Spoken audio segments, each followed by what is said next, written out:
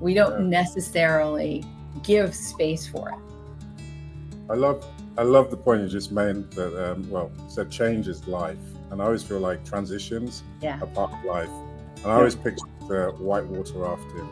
Whether you like it or not, life is like a whitewater, like going down the whitewater. It's coming at you, you're going to flip, you're going to turn. You can scream and try and hold on to the boat and think stability is going to be there, but that's just not possible.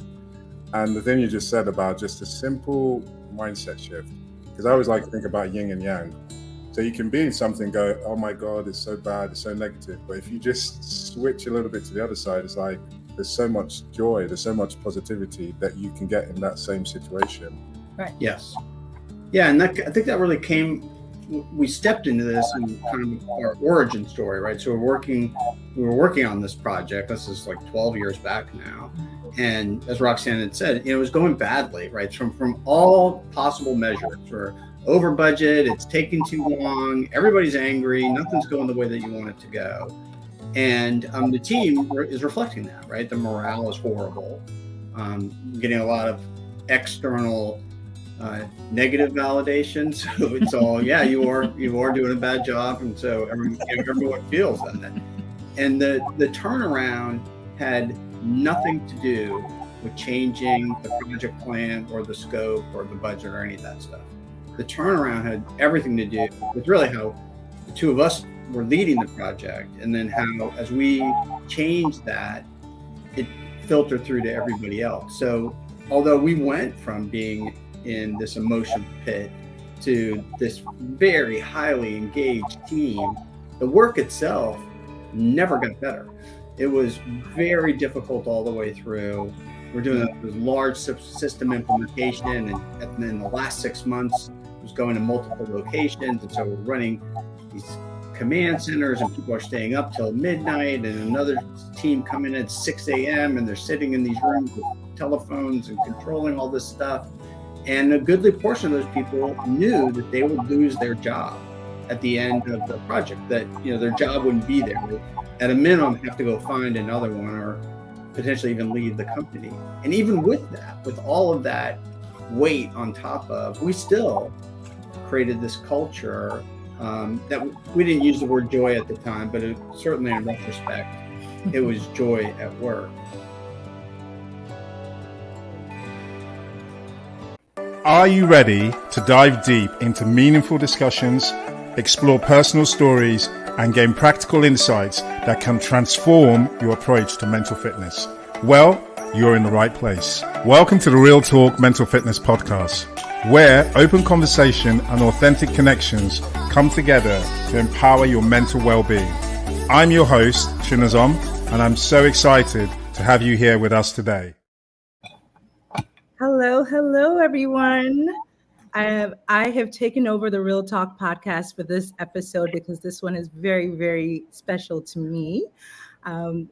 I have with us today Ed Cook and Roxanne Brown, who are the brilliance behind the change decision and this incredible movement of joy at work. So before we get into the conversation, I would love to have you both introduce yourself to our audience.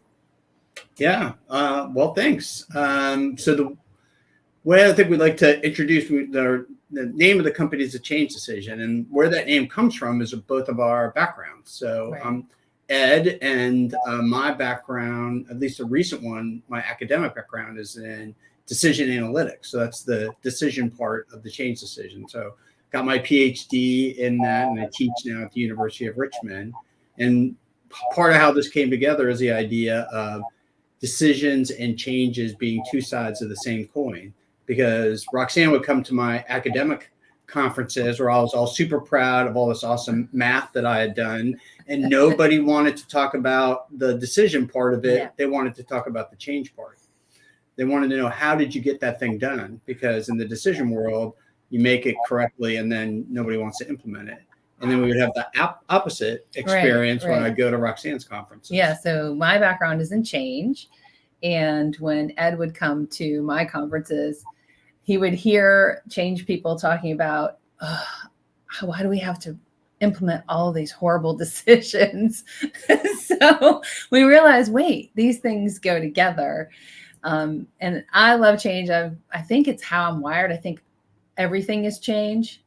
so whenever, that's how I make sense of the world. So anyway, so you'll hear that a lot whenever I talk about trying to figure something out, think about it from a change perspective. Yeah. So that's us. That's us. And we came together years ago, and we had this amazing experience going from the pit of despair with a team to this really joyful experience just by shifting how we led. And it completely transformed how the team operated. And the ultimate outcome was our first real experience of like, oh, wait, this is a thing. Let's try to figure out how to make this a repeatable process. So that was really kind of the impetus for the change decision. Wow. Oh, I love that. Because I remember when I first came across it, I almost felt like joy at work was its own entity and the change decision was its own entity. Yeah. So I would love for you to tell us a little bit about what is joy at work and how does that figure into the change decision and your impact through that lens? Well, I think, going back to this idea of everything is change, what most people say about change is that it's difficult, it's hard, and you might even hear people say people don't change, which I think is a crazy statement because people change all the time. And you also hear this phrase in the change world that is resistance to change. And we think that with every change, there's an opportunity to grow joy because you can improve relationships. You can improve something in the process. You're doing something together and you can figure out how that it can be better somehow. So there's always this opportunity, even in like the most mundane things like system implementations. Like how boring is that really, right? It's pretty straightforward, but there's a potential to really improve relationships somehow through this, how you go through it together.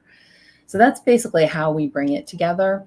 We've done a bunch of interviews of executives and just everyone, even if you're not executives, but executives in particular, because they are in such an influential position. We wanted to really understand that part and see if we can bring it to, the masses. It's not that mysterious, but we really just don't ask the question very much. What does joy at work mean to you? But when you bring it out, you can say, oh, that's not that difficult. How can we make this part of the change we're doing? So instead of just like that question, that rational business question, which is, how do we do this change and get to the back to productivity as quickly as possible? Totally rational business question. Instead, you could ask, how do we make this change and grow our goal process? The reason why that's so great is now you're harnessing all that potential to get a better outcome. And usually it's the same amount of work. So why wouldn't you choose the other? So that's kind of the premise. Wow. Okay. So an additive. So this is just, it adds to what you are able to create. Yeah. There's something about most people hire us to avoid the negative related to change, right? Keep us out of this risk, keep us from doing this bad thing, get us out of this hole, whatever the thing is. And so we understand that, but there's also this potential for joy as well. So we try to take care of the negative, whatever is keeping them up at night, and then make room for what are the possibilities here? What could this do to the culture if it goes well? Think about things in 6 months and you love coming to work every day. What has happened in this change to make that a reality, right? It's making room for the positive, which is always there. We don't necessarily give space for it. I love the point you just made that, said change is life. And I always feel like transitions are part of life. And I always picture the whitewater rafting. Whether you like it or not, life is like a whitewater, like going down the whitewater. It's coming at you. You're going to flip. You're going to turn. You can scream and try and hold onto the boat and think stability is going to be there, but that's just not possible. And the thing you just said about just a simple mindset shift, because I always like to think about yin and yang. So you can be in something, go, oh my God, it's so bad, it's so negative. But if you just switch a little bit to the other side, it's like there's so much joy, there's so much positivity that you can get in that same situation. Right. Yes. Yeah, and I think that really came. We stepped into this in kind of our origin story, right? So we were working on this project. This is like 12 years back now, and as Roxanne had said, it was going badly, right? From all possible measures. We're over budget. It's taking too long. Everybody's angry. Nothing's going the way that you want it to go, and the team is reflecting that, right? The morale is horrible. Getting a lot of external negative validation. So it's all, yeah, you are doing a bad job. And so everyone feels that. And the turnaround had nothing to do with changing the project plan or the scope or the budget or any of that stuff. The turnaround had everything to do with really how the two of us were leading the project, and then how, as we changed that, it filtered through to everybody else. So although we went from being in this emotional pit to this very highly engaged team, the work itself never got better. It was very difficult all the way through. We're doing this large system implementation, and in the last 6 months, it was going to multiple locations. And so we're running these command centers, and people are staying up till midnight, and another team coming in at 6 a.m. and they're sitting in these rooms with telephones and controlling all this stuff. And a goodly portion of those people knew that they would lose their job at the end of the project, that their job wouldn't be there. At a minimum, have to go find another one, or potentially even leave the company. And even with that, with all of that weight on top of, we still created this culture that we didn't use the word joy at the time, but certainly in retrospect, it was joy at work. And it was in clearly one of the most unlikely places for it to come, which is where we started to get this idea that joy and happiness are separated from, those are not the same thing. We don't think about them as being the same. Joy is this overarching thing that sits on top. Happiness is this quick sugar high. You ate the candy bar and you're super happy about it, but it goes away, right? It's like it's not permanent, but joy can be permanent, even in a difficult situation. And so that is what, we were finishing that. We became super intrigued. Roxanne and I got to work on 2 more projects. We worked together over a series of 5 years through one big project after the next, because we got to go do those things. And it was about this idea of how do you get this big group to be joyful, and then go do the whole thing that you need a vast group to go do in order to make the hard thing happen. So I'm intrigued. How do you make a group to become joyful? Yeah, well, it is a process.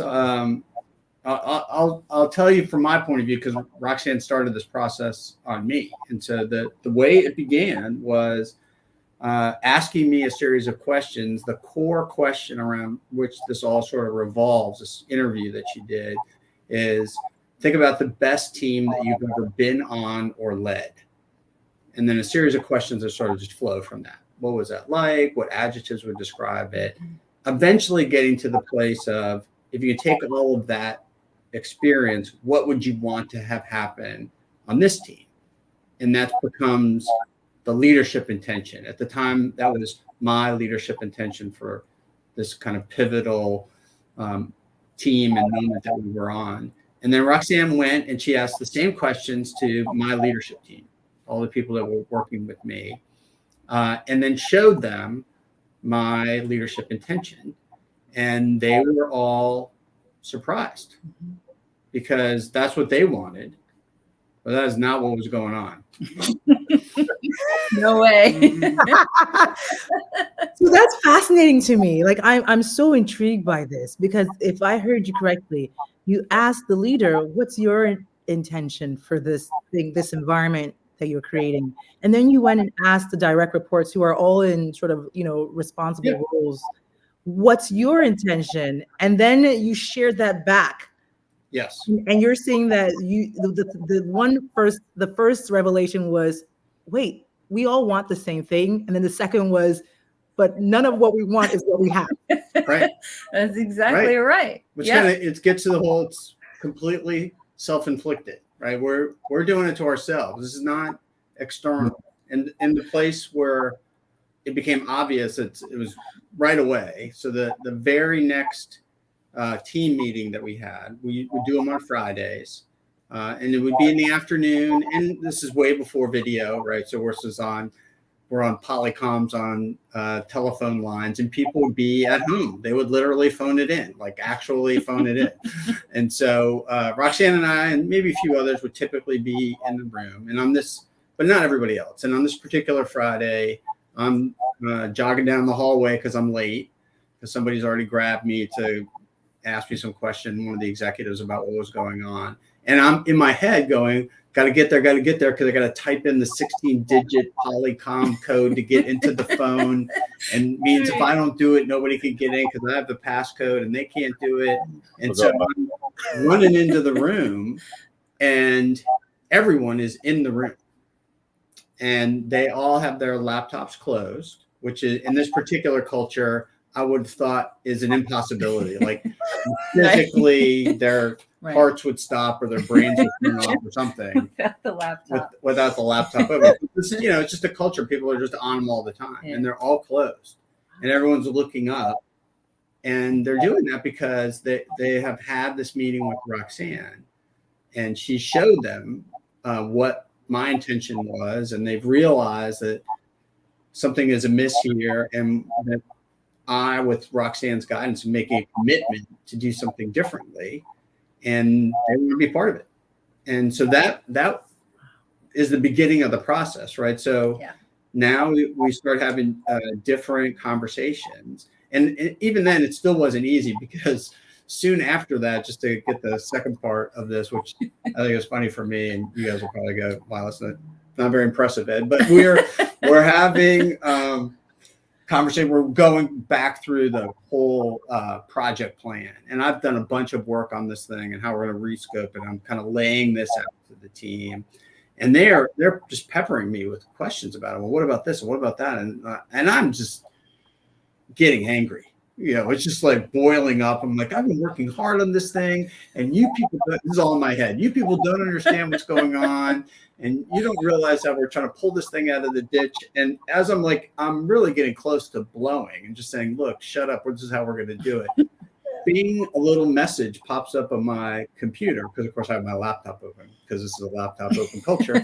And it's a message from Roxanne saying, isn't this great? And it was awesome. And I'm just like, I don't know what you're talking about. But that message stopped me from saying something dumb, right? Which I was close to. And we talked after, and she said, this is exactly what you said you wanted. It's in your intention. I'm like, no, it's not. I'm like, what are you talking about? I'm like, you wanted people to jump in and problem solve together and not be. I'm like, oh yeah. Right. Yeah. I want that. Okay. Yeah. So it just, even with it, I still needed help, some guidance to get there, because I could have, if I had said something, I would have shut the whole thing down. I would have crushed the whole process quickly by saying something, nasty, mean, or grumpy about whatever was going on. And she saved me from that. And having gotten over that hurdle, first off, I learned to listen to Roxanne, and then secondly, that sort of open process was really useful, because before we would have meetings and I was very concerned about trying to manage the conversation. What would people say? And are we in trouble? And I was able to let that go, and just dozens of good things start to flow from it, because people feel heard and they're ready to jump in and they take ownership for their stuff, and they feel protected as much as they can, by me, to try and help them to be successful. And so that helps as well. And so all that was way before the change decision. We're still employees. And so this became a core thing that we have done now, and have gone through this process with a lot of other leaders and other teams now, to do the same thing and getting the same directional results. Some are quite strong, as strong as the experience I had. Others take longer because it's just more history, more things to let go of, and it's just harder to get there. But it always makes progress. And sometimes we still talk about it. I'm like, why is this working? Like you just like, it's not always obvious. Everyone's like, things are so much better. I'm like, we've hardly done anything. Oh, it's way better. I'm like, okay, good. Part of it is just stepping in, I think, to do it and just make the declaration that you want to do it, that the leader says, I want it to be better. I'm going to bring these folks in to help us out. That itself makes a difference.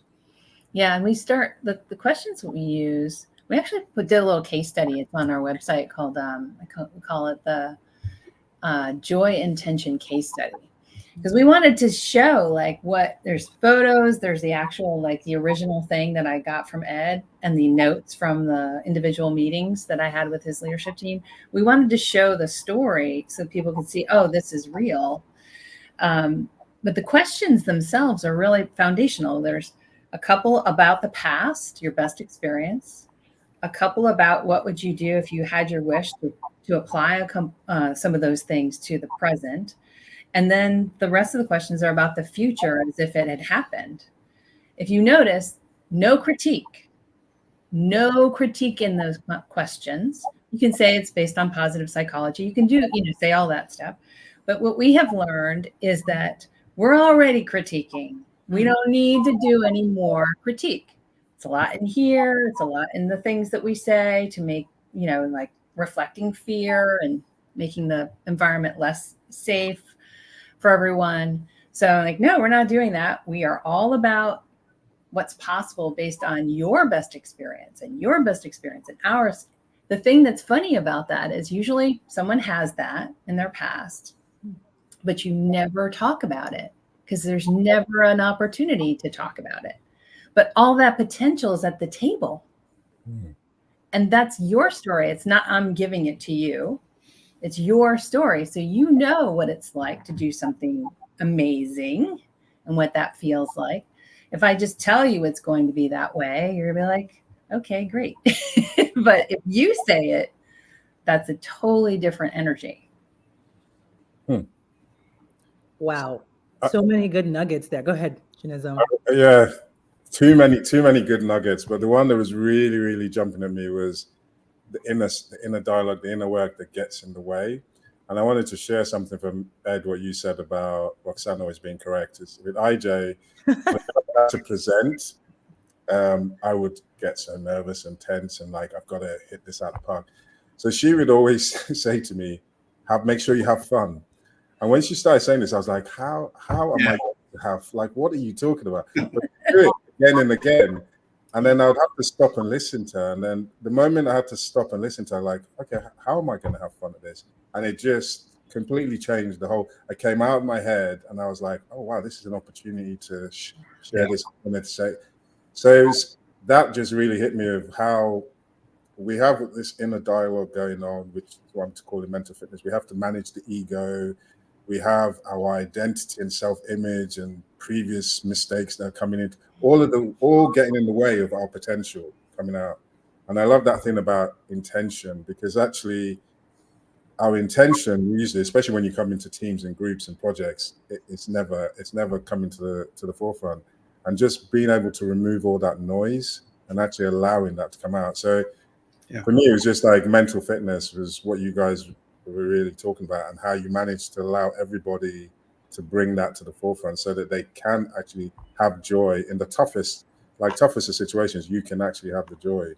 Yes. Yeah. Yeah. And that's basically what we did. We just basically set up the platform so that I could step in their unique way, right? Bringing their own skills, their own experiences. And because they did that, that's why we were successful, right? It's that whole fear versus attraction. We always say fear is a legitimate change strategy. But the problem with that is it takes a lot of energy for the leader, because I tell you what to do, you do it, and then you wait for the next thing. Whereas it's coming back to you. Right, exactly. So that's a lot of energy for me. But if I say, here's our vision, here's where we're going, here's my intention. Oh, well, I can see how I can participate in making that happen. I mean, some surprising things can happen. Lots of surprising things happened. We never would have predicted because people stepped in and were like, yes, please go ahead. It's amazing.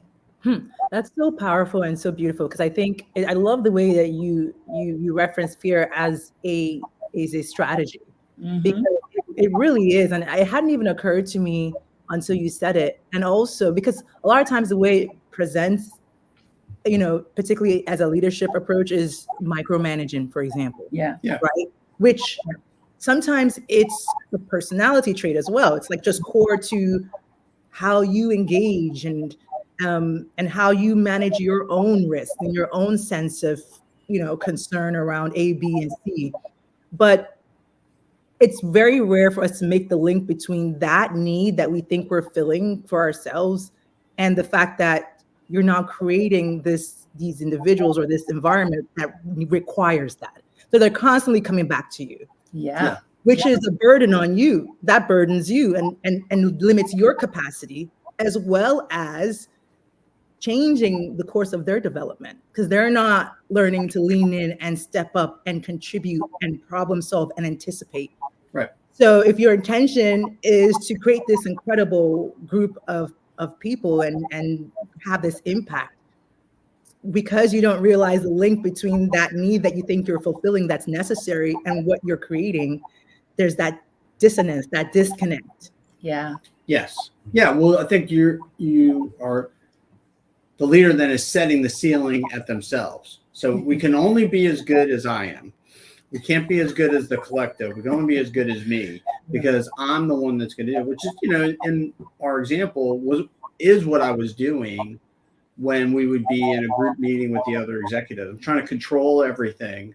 I don't want anything to get away. And I'm so worried about that I'm pushing everybody else down. So we're only as good as however smart I am, which is, limiting. So if it's a true emergency, like the company's about to go down and I know something and you don't, we need to do this. Okay, maybe that makes sense. But if you're trying to, get the collective energy of the group together, then that's the opposite of the right thing to do, right? I'm literally stopping that collective energy. And so by letting go of that and letting it come out, but still having an intention as a guide on where we want it to go, the change was dramatic, and it was all in how we're working together, because the work itself stayed very difficult the entire time. So it was just us. Yeah, we talk about things like, where is the brain focused? Where are people focused? A lot of time, people can be focused on the work itself or on the, external forces or the internal strife, but they really just want to be focused on the work. That's what I was hired to do. And that's one of the things that people say, a big theme out of the question, what does joy at work mean to you? I get to do the work I was hired to do. Right? And so when you can create an environment where you take care of this part, then people step in, right? And if you also help them see that we want them to be their authentic selves, whatever that is, they step in. Yeah. You have to show it. You have to demonstrate that. You can't say it. You have to show it more so than say it. But eventually it catches on. I want to come back to Ed, that feeling you described, because I almost felt like I was in the room watching you get peppered with questions.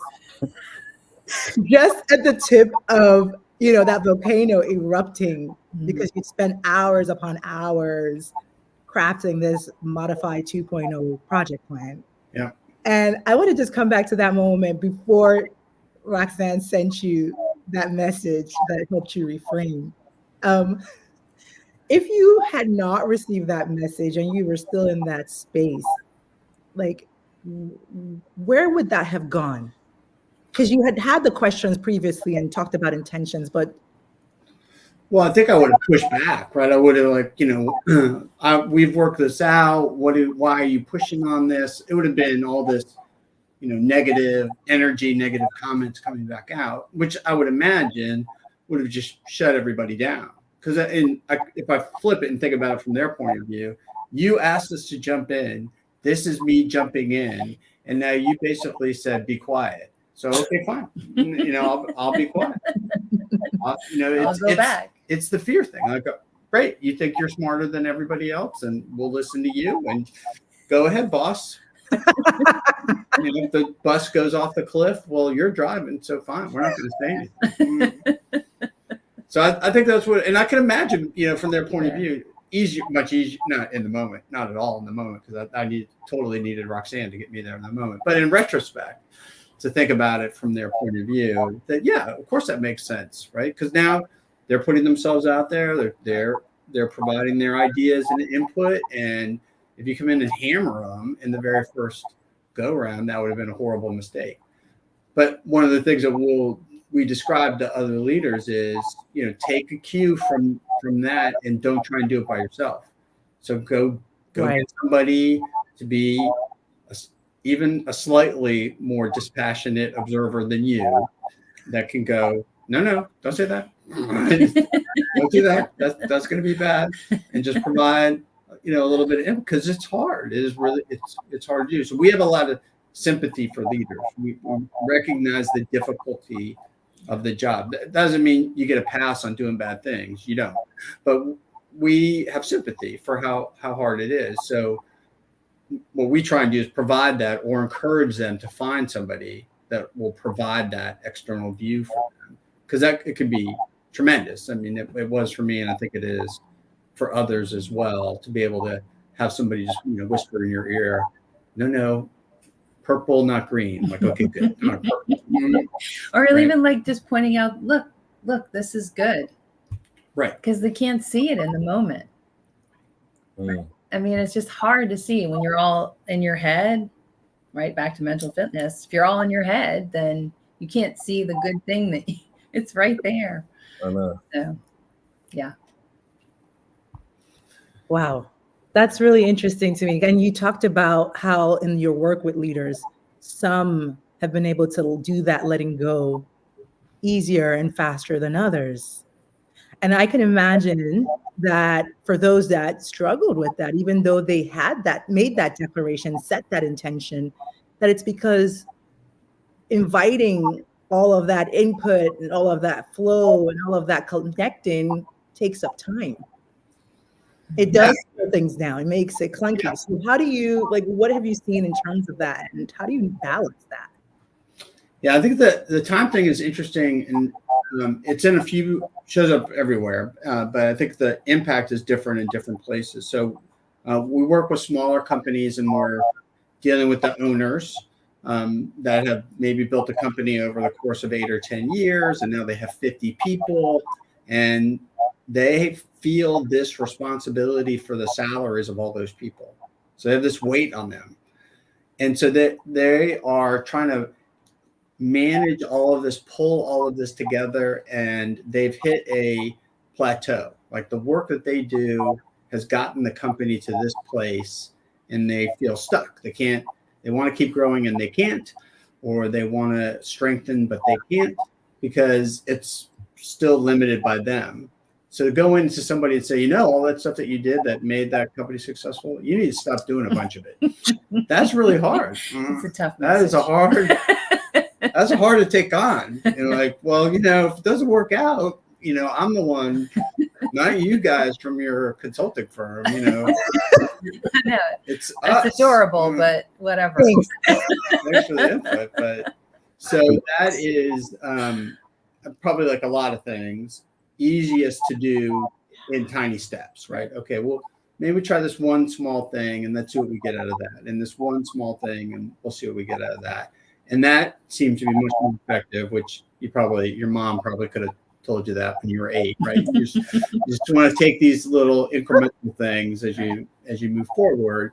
And when they start to see the difference, that anxiety comes down a little bit, and then you take the next step and the next step, and it moves through that way. The hard part about that, from the point of view of trying to interact with people, means it takes time, right? So we're not going to make a gigantic change in 7 weeks. It's just not. It's not going to happen, or at least we don't know how to do it. So you need some time, right, to do some labs and process and Yeah. It's one thing for us to be on the side, poke you every once in a while and go, no, not that. We'll help you out a little bit here. But that you need a few of those before you start doing it on your own. And we also need to point things out. So when that notes, when I said, this is great, right? It's me pointing out, remember you said this is what you want in your intention, right? Yeah. So another example of that related to time. One of the things that Ed said when I interviewed him that very first time, this is the snarky part of what you said. Oh, yeah. He said, I just want people to do their jobs. Why do I have to be at every meeting? Why am I copied on every email? Right? Yeah. Right? Which is interesting, right? This whole notion of controlling things and then, hey, this is what they're doing. Interesting. But whatever. So, okay, so here's something that happens, right? We build up to this big release of technology into the organization, and it doesn't go. Fortunately, we didn't know this at the time, but fortunately, it's not because of anything the team did. It was an outside problem that caused all technologies to not go. So what happened was the team got together and decided, okay, we're going to come up with a new date to release the technology. And then they worked for 2 days in a virtual meeting. I mean, just really painful to come up with a plan to do this. Where was this guy? Nowhere. He was off doing some other thing and another, not even part of the project. So he comes back to the team on Friday, like Friday afternoon. And I said, so how was it? What did you do today? Where have you been the last couple of days? He's talking about, well, I did this, well, I did that, I did this. I said, what? Great. You know what your team was doing? And he said, no, what? I said, well, they totally replanned the release and they're going to release on Sunday. And he was like, oh. And then I said, remember you said you wanted people to do their jobs? They did it. How involved were you? Not at all. So because he had created all of the psychological safety and empowerment, and they took it on as theirs, they're the ones that took the initiative. He was not, do this, do that, I need to oversee, copy me on. No, they just did it. So in terms of time, he got so much time back. They didn't even know what was going on. But Ed, in that moment, I mean, I couldn't help but feel like winner's curse. That's what came up to me. It's like, careful what you wish for. Like you said you wanted them to do their jobs and they did it. But in that moment, when you walk back on Friday afternoon and got told that it's going to get re-released on Sunday, what was that feeling that you had? Oh, can I add to that as well? Is what did your ego feel like when it came back? Like, they didn't even need me. They just figured it out on their own. Yeah, it was, I think it was two very conflicting things, right? So there's definitely some of the, maybe they don't need me. And then, you go down the whole like, well, maybe I was in the way. Oh, no.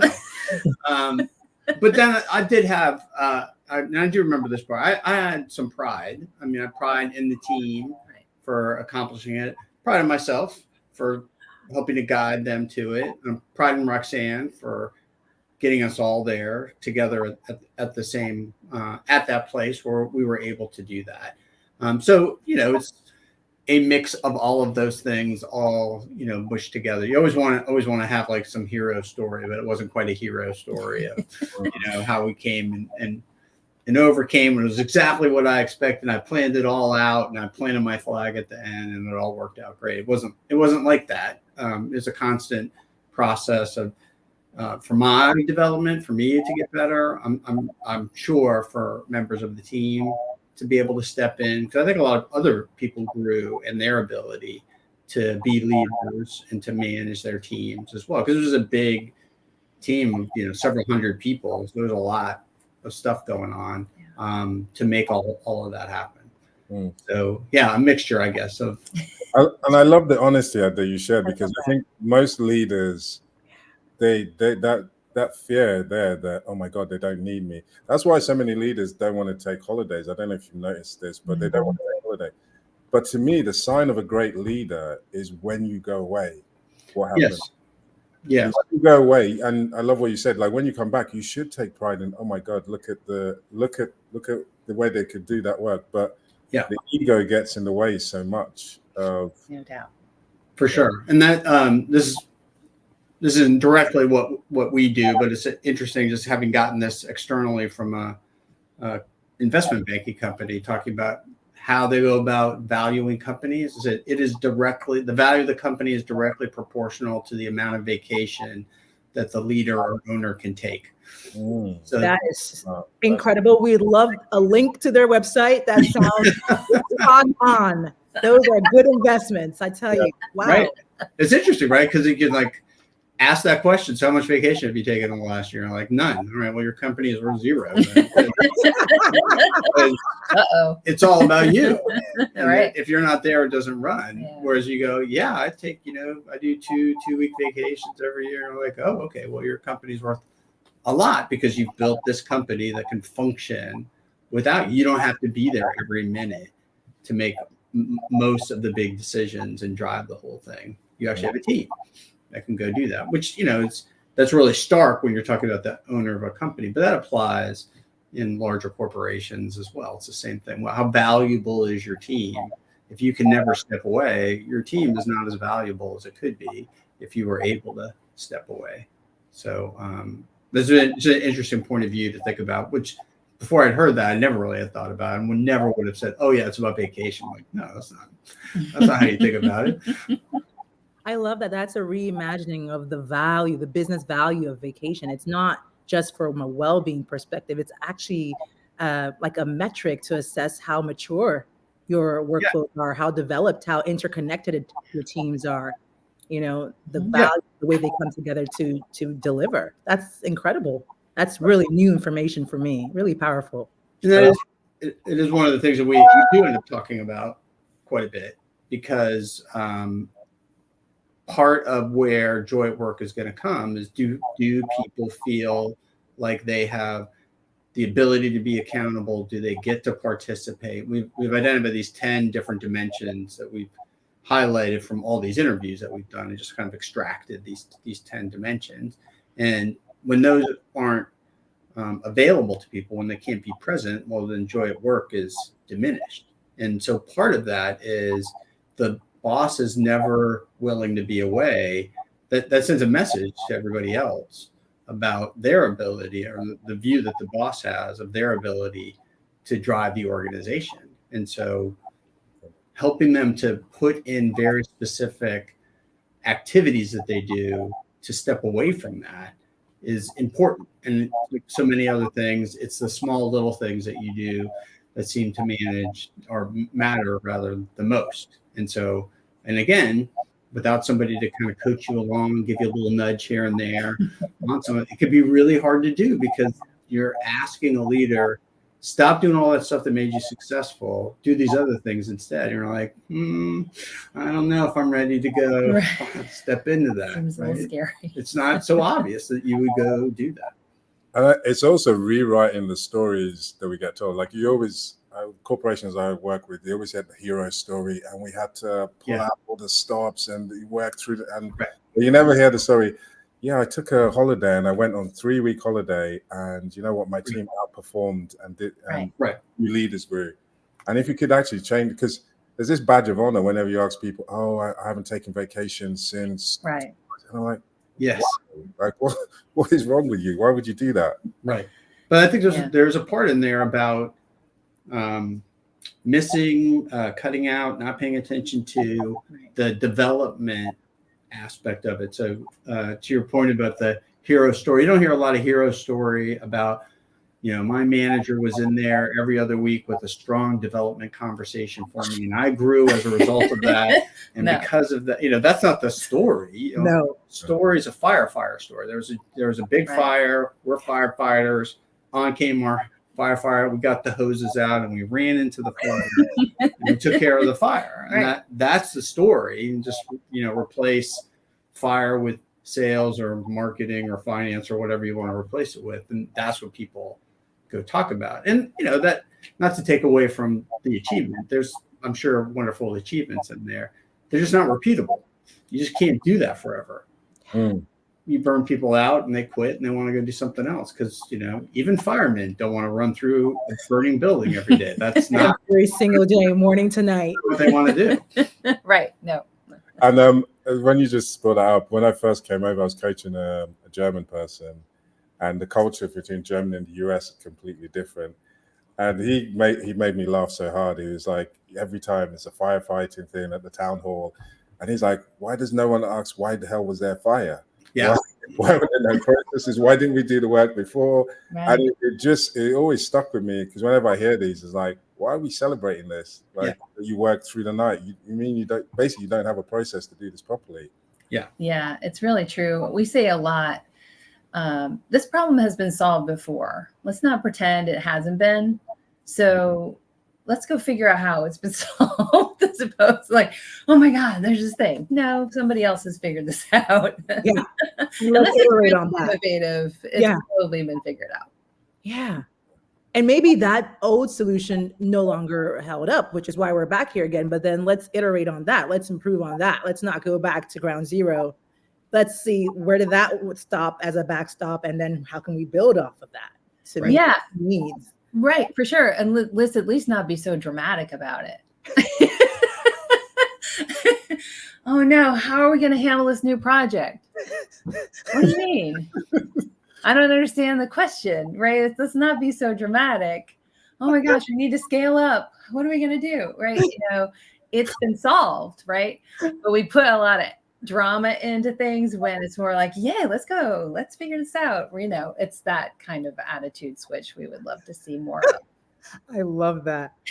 Well, we are always fascinated as well to hear about the business building side of things, because you're at the forefront driving this transformation in how we think about work and business value and joy and all these incredible things. And what has that experience been for you, like from a building that up perspective? Well, we weren't sure we should use the word joy, because we came from corporate backgrounds. And so if we had said it when we were in corporate, there's, no way we would have been invited back to any meeting. No way that we would have been. That is called security, please. Exactly. Who are these people? We need to get them out. So we never said that. I always kind of felt like it, but I never used the word.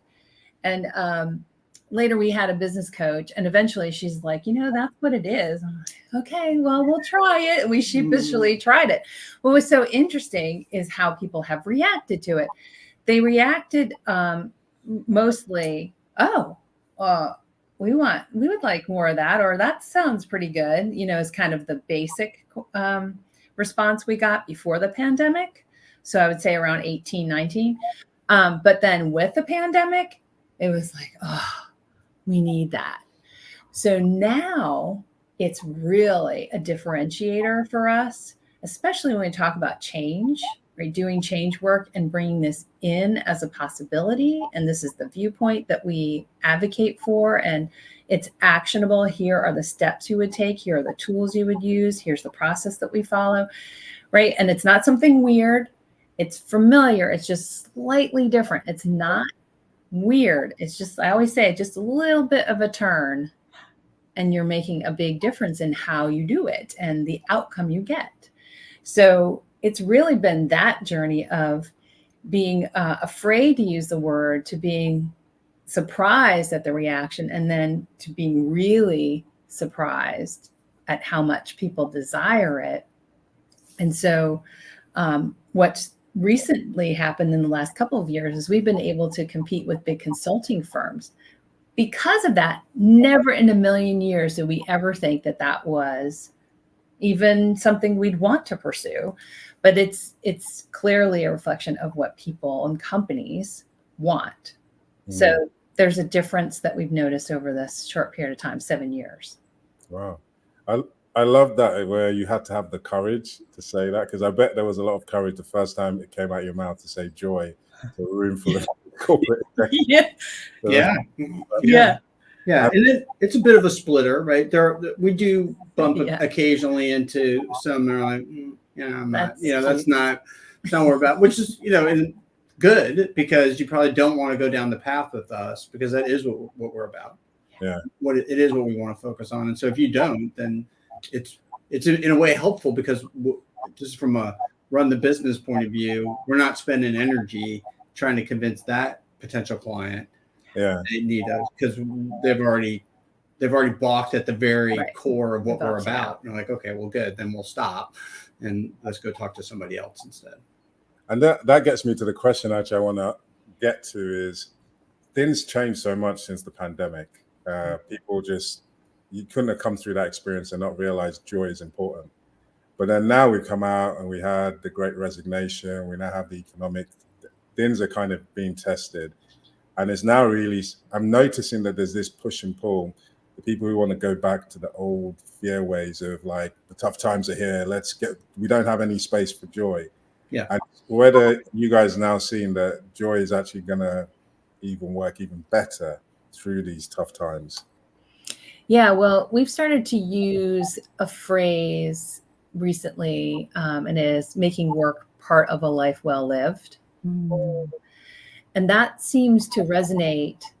One of the things that we heard from young people is work is not my identity. So I don't really joy at work. I don't really know if I care about that.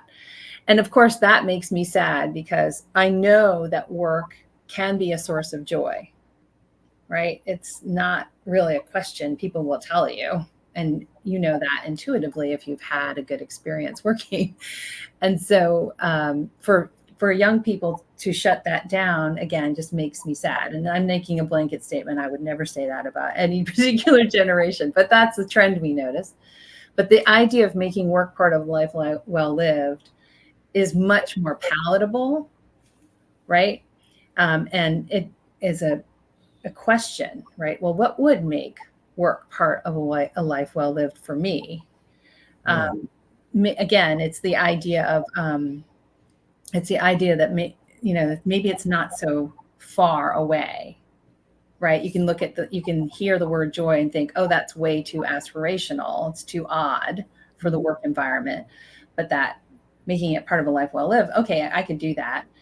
What we've noticed is it will invite people to do things like set imperatives for the year, or set objectives for the year, or do OKRs, whatever, things that are more about that, right? How can we make this team an experience where it's part of a life well lived?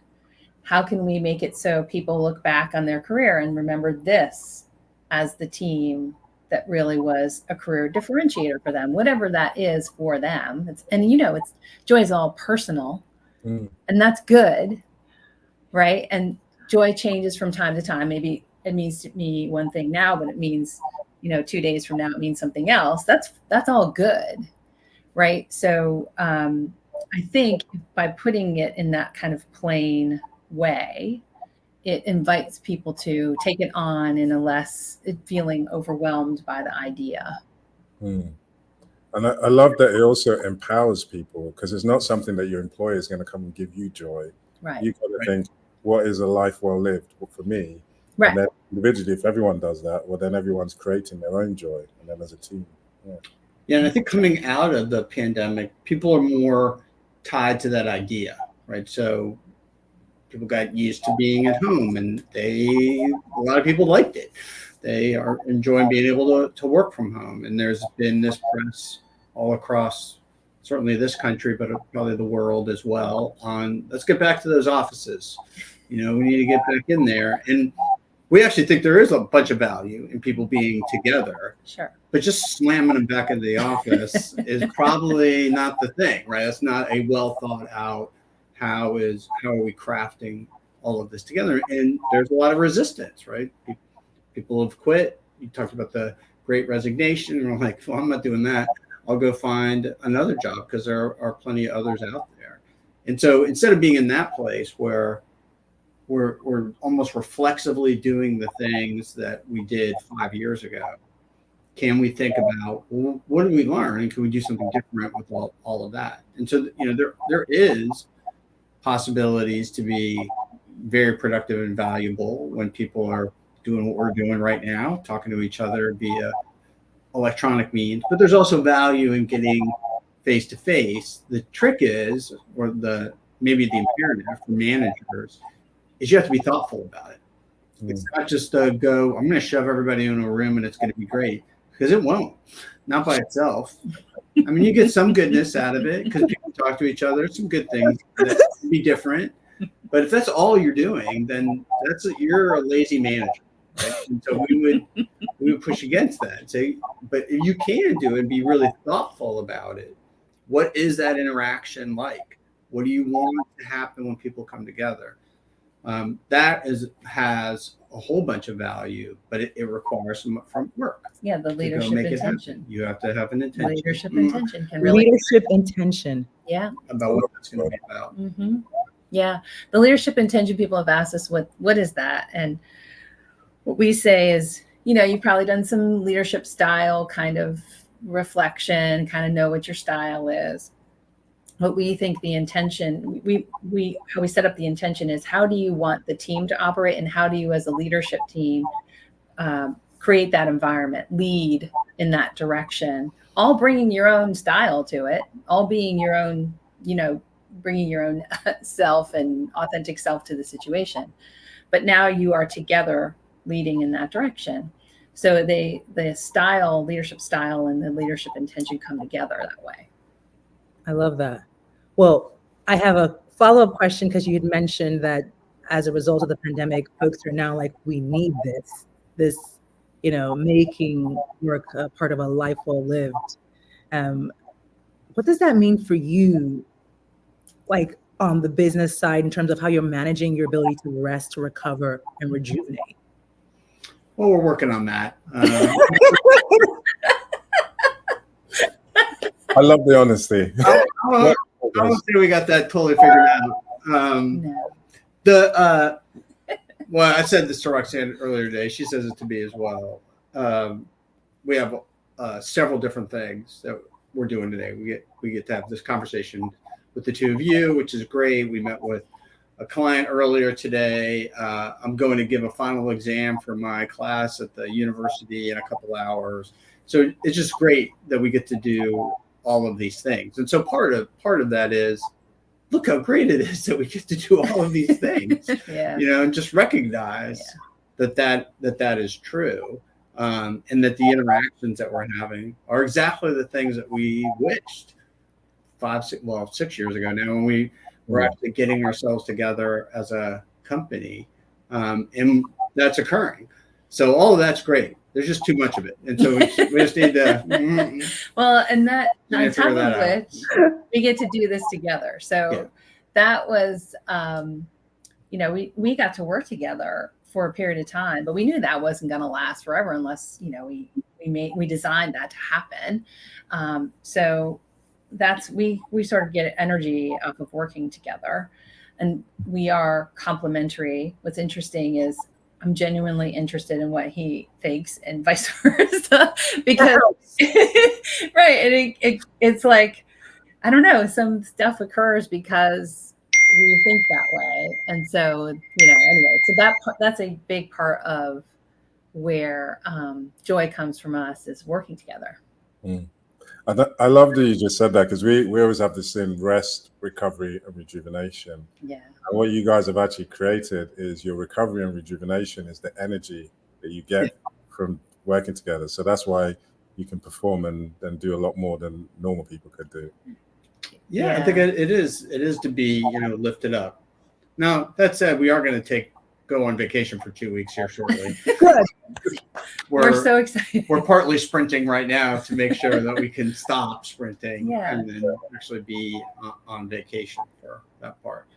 But the being together part does matter a lot. So we have we're going to a conference next week that is largely something that I'm driving around analytics, but Roxanne comes, and so my family comes with me, even though we go to travel. I've been to conferences where Roxanne is driving something and I go, because we can work together wherever. And so we get to have more of a mix. Whereas before it might be, all right, honey, I'm going on a trip, see you in 2 or 3 days, and we're apart. We are rarely apart, and that's great. Yeah, I don't like it when we're apart. Maybe there's something wrong here, but No. I don't examine that too much. I completely understand. I mean, that's one of the things we're enjoying about working together is you do get to spend more time together, but also doing things that really energize you, and that allow you to create together, create something that you wouldn't be able to do on your own. Yeah. That's definitely something we share with you both.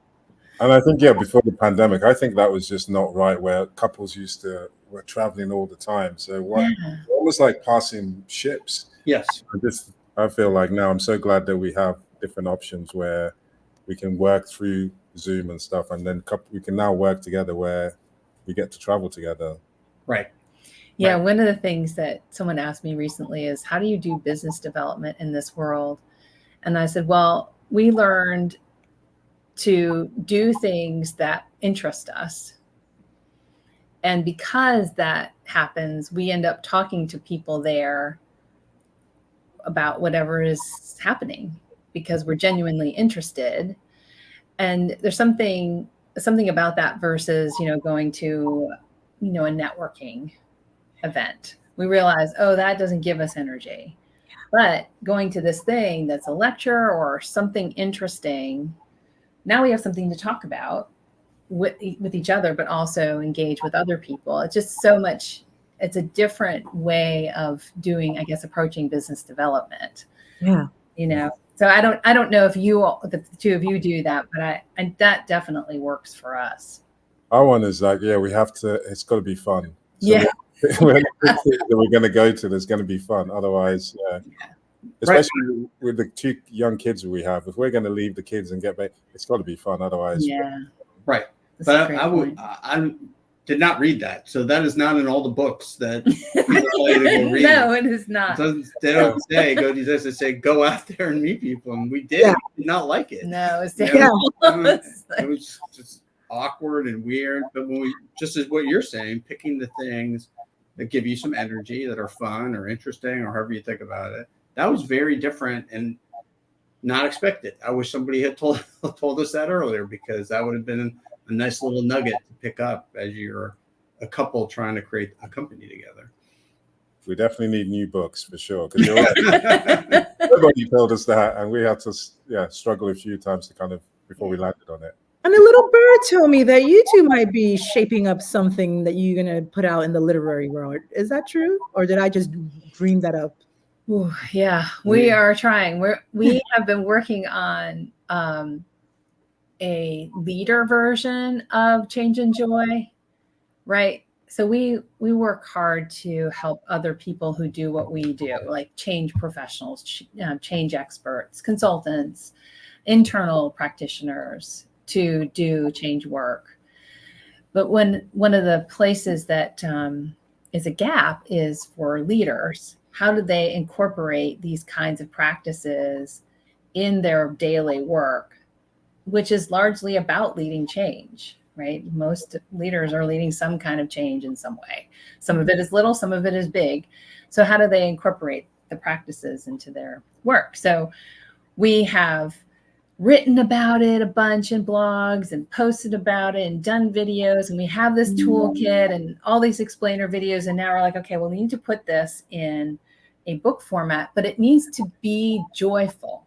The book itself, the experience needs to be joyful and not just words on a page.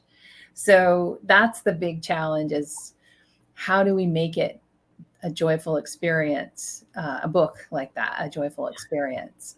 So that's where we are with that.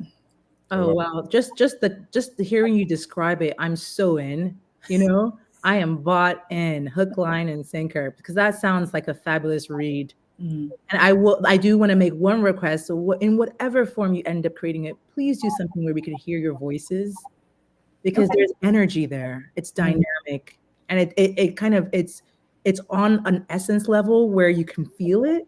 Yeah. Because joy is at the center of this. You want folks to feel something. And I think that hearing your voices and hearing the emotions and the joy in the voice would be so wonderful. Well, thank you. Yeah. Thank okay. You. Noted. Waiting with bated breath. Right. Oh, it is. No pressure. Get No on it. Oh no, but this was so lovely. I know we've just come to the bottom of the hour, right, Chinazom? Yeah. Yeah. Thank you so much, Ed and Roxanne. This was just amazing and really filled our cup. This is how we fill our cup and have fun. So thank you so much for that. Is there anything before we wrap up, top of mind, you want our viewers to know? Well, I think our parting thought for everyone is just expect more. Please, please, please expect more of work. Wow. Because it's right there. You know, we ask people all the time, what does joy at work mean to you? And they have a struggle with that. And I think it's because we don't get asked enough. So expect more. I love that. That's powerful. Wow. Thank you both. Yeah, thank you so much. It was wonderful. Thank you for the time. And that brings us to the end of another insightful episode of Real Talk. We hope you've enjoyed today's discussion and have gained valuable insights into enhancing your mental well-being and productivity. Now, before we wrap things up, we have an exciting opportunity for you. Are you curious about your mental fitness score? Want to know how you can improve your overall well-being and boost your productivity? Well, we have just the thing for you. Head over to our show notes, where you will find a link to our exclusive mental fitness quiz. It's a quick and easy assessment that will provide you with a personalized score and actionable steps to enhance your general well-being and productivity. It's like having a personal coach in your pocket. And don't forget to subscribe to Real Talk on your favorite podcast platform. By subscribing, you'll be the first to know when we release new episodes filled with valuable discussions, expert interviews, and practical tips for leading a fulfilling life. You can also connect with me, Chinazom, on social media. Follow me on Twitter, Instagram, and Facebook for daily inspirations, updates on upcoming episodes, and behind-the-scenes peeks into the Real Talk community. Remember, your mental well-being matters, and taking small steps towards improvement can make a significant difference in your life. We're here to support you on your journey. Thank you for tuning in today, and a special thank you to all our listeners who have joined us on this incredible podcasting adventure. Your support means the world to us. Until next time, keep striving for a better version of yourself. Take care and stay mentally fit.